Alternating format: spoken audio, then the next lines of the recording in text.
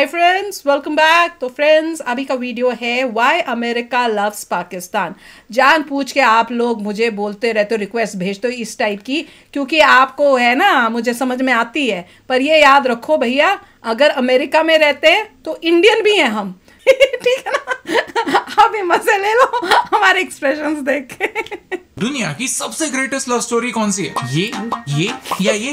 Actually ये America Pakistan पर इतना प्यार करता है कि लगता है ये जियोपॉलिटिक्स नहीं, एक लव स्टोरी है। कभी सोचा है कि 2022 में IMF ने पाकिस्तान की मदद की लेकिन श्रीलंका की नहीं? ऐसा क्यों? पिछले कुछ महीनों में जो न्यूज सामने आई है वो हमें एक मस्त पैटर्न दिखाती है। IMF $1 बिलियन से ज्यादा का बेल आउट पाकिस्तान को देता है। $400 मिलियन के F-16 jet spheres America Pakistan को देता है। पाकिस्तान FATF के ग्रे लिस्ट से निकल जाता है। अमेरिका के एम्बेसडर POK जाता है और उसे आजाद कश्मीर कहता है। अमेरिका के लिए पाकिस्तान कैसे हुआ, इतना जरूरी कैसे हुआ?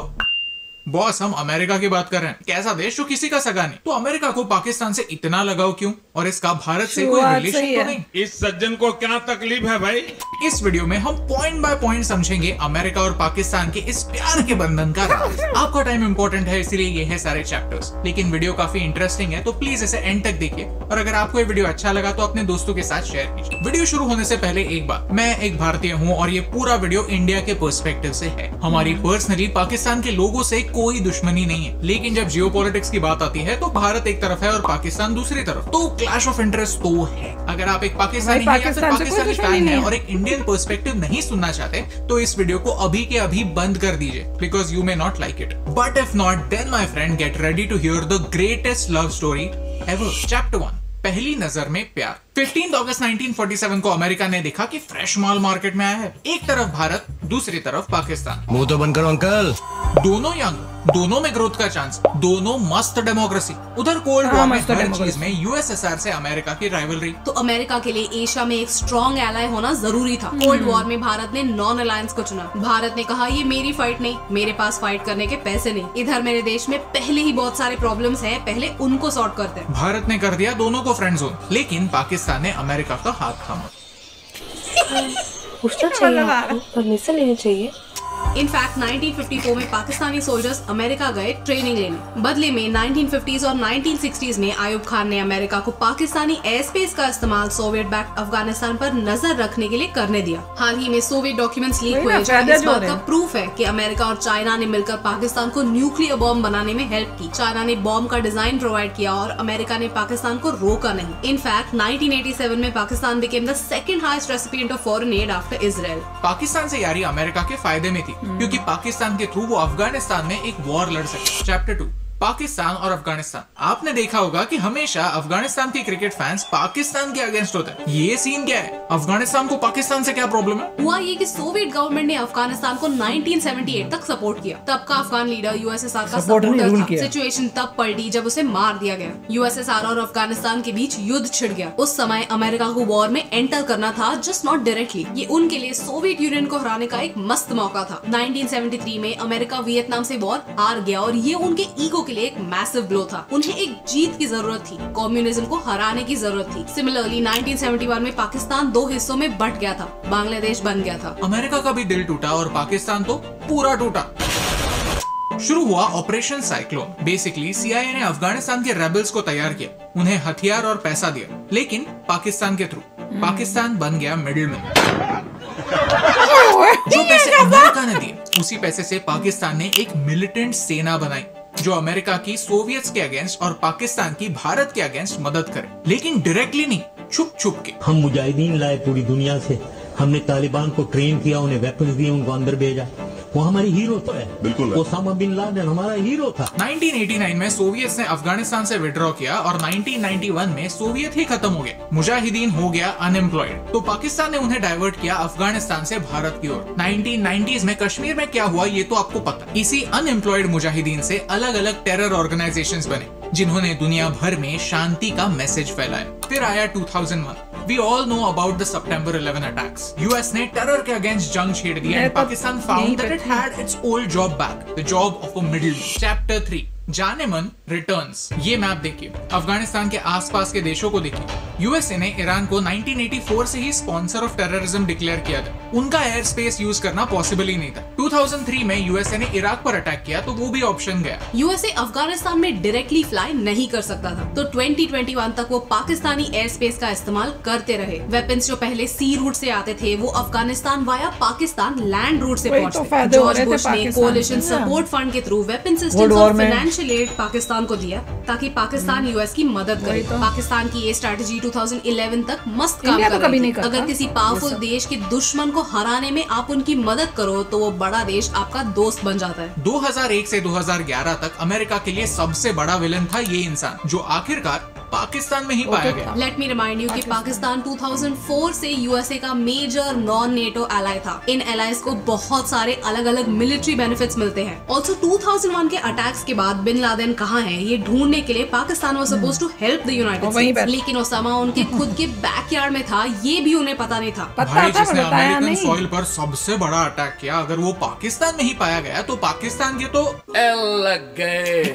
एटलीस्ट ऐसा सबको लगा, लेकिन फिर भी यूएस पाकिस्तान को एड के थ्रू सपोर्ट करता रहा। लेकिन क्या इससे रिजल्ट मिला? लोगों की लाइफ बेहतर हुई? नो, ये सारा पैसा भारत के अगेंस्ट अग्रेशन और मिलिटराइजेशन में यूज हुआ। Chapter 4, Pakistan is genius.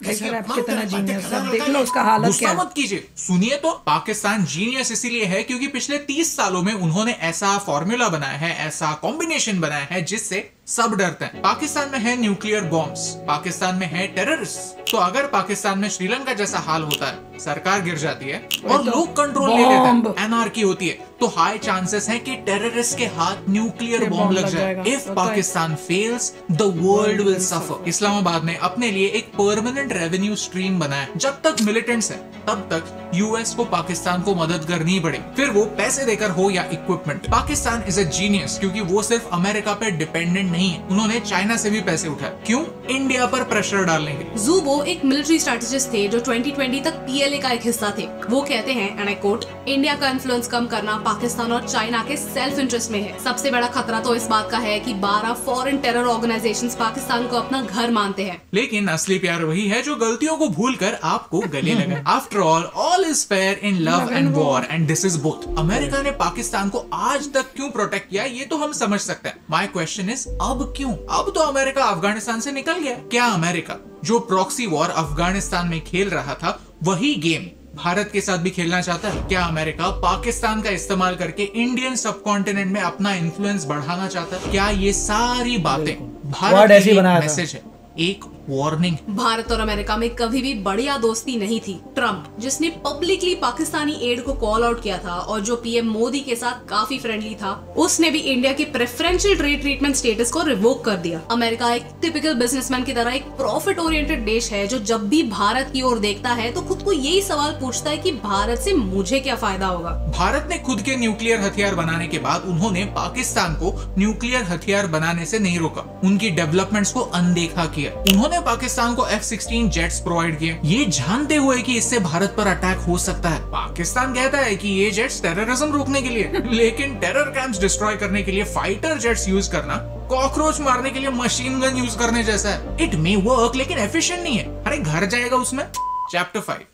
तो भाई हम ये वीडियो क्यों बना रहे हैं? क्योंकि बाइडेन चाचा दिवाली में हैप्पी दिवाली विश तो करते हैं, व्हाइट हाउस में रंगोली बनाता है, लेकिन क्या आपको पता है कि जब से वो प्रेसिडेंट बने हैं तब से अमेरिका का कोई भी परमानेंट एम्बेसडर इंडिया के लिए है ही नहीं। सिर्फ टेम्पररी लोग आ रहे हैं जा रहे हैं। परमानेंट एम्बेसडर ना होना एक बड़ी बात है। ये एक वार्निंग साइन है कि अमेरिका के लिए भारत इम्पोर्टेंट नहीं है। जब तक हम उनकी हर बात मानकर उनके पपेट नहीं बनते तब तक हम पर हर तरह का प्रेशर डाला जाएगा। हमें छोड़कर हमारे राइवल देशों को फेवर किया जाएगा। उन्हें ऐसे हथियार दिए जाएंगे जिनसे उनकी पोजीशन स्ट्रांग होती है, सिर्फ हम पर प्रेशर डालने के लिए। जिस देश ने सबसे ज्यादा वॉर क्राइम्स किए हैं, जिसने पाकिस्तान को हमारे अगेंस्ट एक्शन लेने के लिए जेट्स दिए हैं, उनके न्यूक्लियर प्रोग्राम को एनकरेज किया है, मुजाहिदीन को क्रिएट किया है, अफगानिस्तान, ईरान, इराक जैसे देशों में कॉन्फ्लिक्ट क्रिएट किया है, वो देश इंडिया को क्रिटिसाइज करता है सिर्फ क्योंकि हम रशिया से ऑयल ले रहे हैं। अमेरिका की एक बात बेस्ट है, उनका प्रेसिडेंट रिपब्लिकन हो या डेमोक्रेट, उनके लिए नेशनल इंटरेस्ट सबसे पहले आता है। अमेरिका के लिए जो बेस्ट होता है वो वही करते हैं। छोटे छोटे मुद्दों पर झगड़ेंगे लेकिन अल्टीमेटली ग्लोबल लेवल पर अमेरिका का इंपॉर्टेंस बनाए रखें। फिर उन्हें ओसामा को शेल्टर देने वाले पाकिस्तान को दोस्त भी क्यों ना बनाना पड़े। अगर आपको इस वीडियो से कुछ नया सीखने मिला तो इसे अपने दोस्तों के साथ शेयर कीजिए, क्योंकि हमारे आसपास क्या हो रहा है ये गौर से देखने पर पता चलता है that in geopolitics there are no permanent friends, just temporary love interest. और यही इंपॉर्टेंट बात आप तक पहुंचाने से मुझे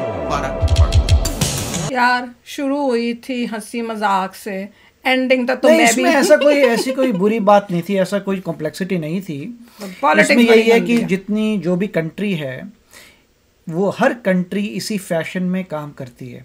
अगर आपका कोई दुश्मन है तो आप बीच में काफ़ी लोगों को यूज़ करते हैं अपनी दुश्मनी मेन टारगेट पे करने के लिए। चाहे आपकी पार्टीज़ में कुछ भी कॉन्फ्लिक्ट हो, इवेंचुअली आप डिसीजन वही लेंगे जो देश के लिए बेस्ट है। That is how it is.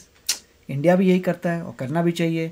चाहे पार्टियों में प्रॉब्लम्स हो, एंड ऑफ द डे आप वही डिसीजन लेंगे जो इंडिया को बेनिफिशियल है। इसमें कोई ऐसी मुझे बात नज़र नहीं आई जो आउट ऑफ द ऑर्डिनरी है। कुछ फैक्ट्स हैं जो ओपन टू इंटरप्रिटेशन है, मगर पॉइंट ये है कि यस। और इस सब के बाद जो है इंफॉर्मेशन लेने के बाद इंडिया क्या करना चाहता है वो इंडिया के लोगों के हाथ में है। इंडिया के लोग वोट करते हैं, चूज़ करते हैं अपने लीडर्स, डेमोक्रेसी है, और जो लीडर है वो डिसाइड करता है क्या करना है। मोदी जी जो हैं डिसाइड कर रहे हैं, यूएस में आ रहे हैं, बार बार काफ़ी मिलजुल रहे हैं, काफ़ी डील्स कर रहे हैं, सेमीकंडक्टर कंपनीज खोलने की कोशिश कर रहे हैं, बहुत सारी एक्टिविटीज़ हो रही हैं। तो जो लीडर है उसको इवेंचुअली पता है कि क्या करना है लाइफ में। सभी कुछ कॉम्प्लेक्स होता है। क्वाड में आप पार्टिसिपेट कर रहे हैं, जॉइंट मिलिट्री एक्सरसाइज में पार्टिसिपेट कर रहे हैं, तो जो भी है एंड ऑफ द डे लोग जो है डिटरमिन करके आप चूज़ करिए अपना बेस्ट। जो भी है मोदी जी जो भी आपका पीएम बनता है, उस पीएम को पता है बेस्ट क्या है देश के लिए, क्योंकि पीएम जो है देख रहा है इंडिया के पर्सपेक्टिव से, उसको बहुत इन्फॉर्मेशन अवेलेबल है जो साधारण पब्लिक को नहीं है। उसके बावजूद अगर आपको नज़र आता है कि मोदी जी यूएसए आते हैं, ये सब करते हैं, तो ऐसा क्यों हो रहा है? क्योंकि अगर कोई साधारण इंसान अगर बोलेगा अच्छा अमेरिका इतना बुरा है, तो फिर मोदी जी जाते क्यों हैं? इतने सारे लोग क्यों जाते हैं एजुकेशन, टूरिज्म क्यों जाता है, इतना सारा करते, ये सब क्यों होता है जब इतना प्रॉब्लम है? क्योंकि आपको सारे फैक्ट्स नहीं पता। जिनको पता है वो उस तरीके से कार्य कर रहे हैं। नहीं, मैं ये देख रही थी कि भैया जियोपॉलिटिक्स में ऐसे ही है, जहां आपको फायदा है। और ये जो अमेरिका जो इतना पाकिस्तान के साथ है, क्योंकि अमेरिका को बहुत मेजर फायदा वहां पे दिख रहे हैं। देखो इंडिया तो कभी झुकेगा नहीं और झुकना भी नहीं चाहिए। पाकिस्तान ऐसा है नहीं, पर पाकिस्तान एक ऐसी कंट्री है कि वो पैसों के लिए अपना एयरबेस दे रहा है। क्या इंडिया कभी देगा? कभी नहीं देंगे हम। देना भी नहीं चाहिए। देना भी नहीं चाहिए। अपनी कंट्री में आप किसी और को कैसे इस तरह से आने दोगे? तो अमेरिका को मेरे हिसाब से दिखता है कि भैया ये जो चीजें हमें और कहीं से नहीं मिल सकती, ये पाकिस्तान को पैसे दो, ये यस कर देता है। अगर आप देखें तो चाइना भी वही कर रहा है बेसिकली जो इंडिया कर रहा है। इंडिया कह रहा है मैं एयरबेस दूंगा, चाइना ने एयरबेस दिया क्या? नहीं दिया। इवेंचुअली चाइना ने अपना बिजनेस किया और यूएसए से आगे चला गया नेवी में, राइट? तो चाइना भी अपने लिए जो भी अपने कर रहा है, ना वो किसी तरफ झुकता है ना कुछ करता है। सिमिलरली इंडिया है नहीं, और चाइना ने भी ऐसे ही किया था। पहले यूएसए के साथ दोस्ती की, अपना पूरा इतना आगे बढ़ गया, देखो कॉम्पिटिटर बन गया फिर यूएसए का, और अब वो खड़ा हुआ है। तो मे बी हम भी वही कर रहे हैं कि भैया बनो, फ्रेंडशिप करो सबके साथ, ग्रो करो स्ट्रॉन्ग, राइट। फिर आपको जो ठीक लगता है वो करो। राइट। फर्क ये है कि इंडिया डेमोक्रेसी है। हाँ, वो तो है। तो अगर डेमोक्रेसी स्ट्रॉन्ग बनती है, it is going to be benefit for the whole world. वो तो है।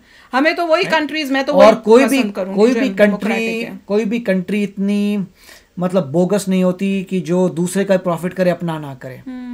तो ये तो ट्रेड ऐसे होता है। अगर आपको डेफिनेशन मतलब पता करनी चाहिए, स्टडी करनी, ट्रेड का मतलब क्या होता है, दोनों को बेनिफिट है तभी ट्रेड होता है, उसके बिना कुछ नहीं होता। तो वेरी नाइस वीडियो। अब आगे देखेंगे लाइफ में क्या क्या चलता है और जियोपॉलिटिक्स में क्या क्या हमको देखने को मिलता है।